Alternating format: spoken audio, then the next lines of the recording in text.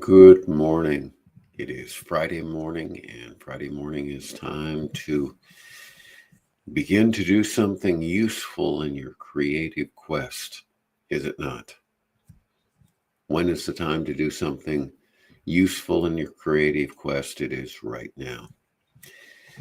So, I had a discussion with someone yesterday and a couple of people regarding honesty. It is in two different fashions. One is kind of applicable and the other is directly applicable. But what is the truth? And you can tell someone, and we've all seen this, uh, how does my new dress look, or how does my new mustache look? It looks terrible. I hate it. There are those truths that are truths about perception, so they are truths. But are they intended to harm somebody? And if they are, then perhaps they are not the best way to go about it. In fact, there's an interesting quote from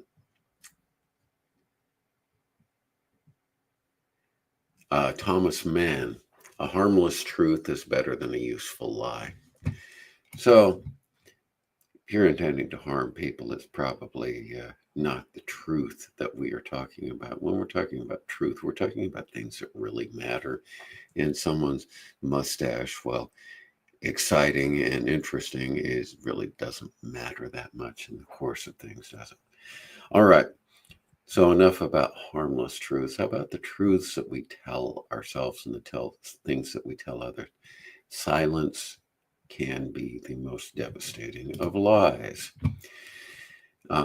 Robert Louis Stevenson, we remember him from Dr. Jekyll and Mr. Hyde. He says the cruelest lies are often told in silence, which is a very unique and interesting perspective. And how does it apply to us, creative people? Well, it applies to us in when we are doing things that are not moving ourselves forward. We often tell ourselves that we're being useful in our movement forward just because we are moving. Moving forward is not moving. You can move a lot just walking in circles. Moving forward is moving toward a specific goal with a specific set of actions. And sometimes we don't know that exact path, but we kind of know the direction that we need to go. And that was the other discussion that I had. So there was a discussion about a guitarist and a specific development of a particular exercise which needed to be developed by the guitarist. And it was like, well, I kind of forgot about that and it wasn't a big deal and I'll do it. And well, let's do it right here then. And the development of that exercise was very difficult. And it's not difficult from a technical perspective, but it's difficult in walking through something you don't know. The thing about creativity is most people don't understand that. Most people are like, well, it's just playing the guitar, it doesn't mean anything, or it's just singing, it doesn't mean anything. When in fact, it means everything. People, when you're talking about creative impulses, when you're talking about doing things that are creative, it can be absolutely devastating to not have the sounds that you would like and that you know can come from the instrument, or even more devastating, your own voice. And it takes a great deal of courage to develop those to a high level. And that is why most people cannot do that.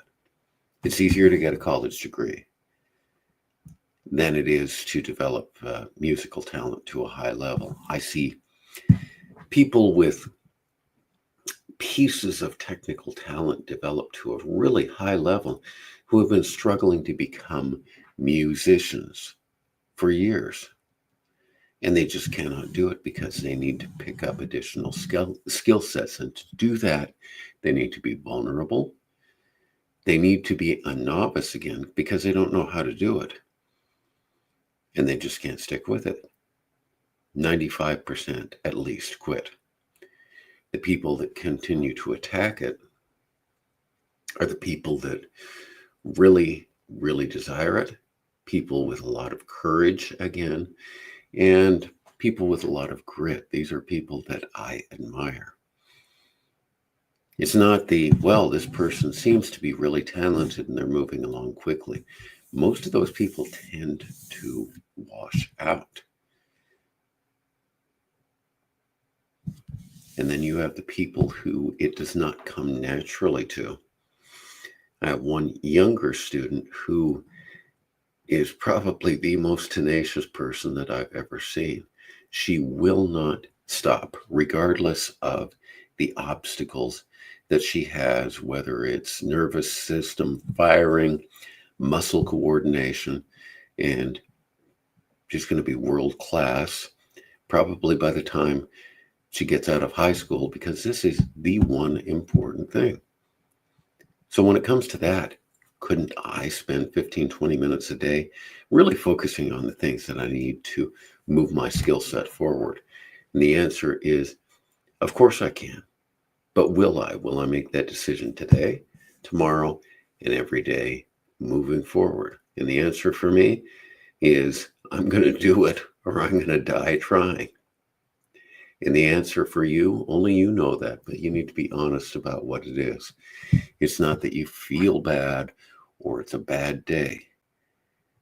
You're defined as a musician by how you spend your time on the worst day that you have. If it is, you're still working 100%, and that's all you can do. It's not about perfection. It's about giving it 100% that day. If you can give it 100% and it's even just one note, that's a win. So let's get those 100% days, and you will find that 100% today is only 50% in a month and only 20% in 5 or 6 months. You develop greater abilities. All right, I will see you tomorrow.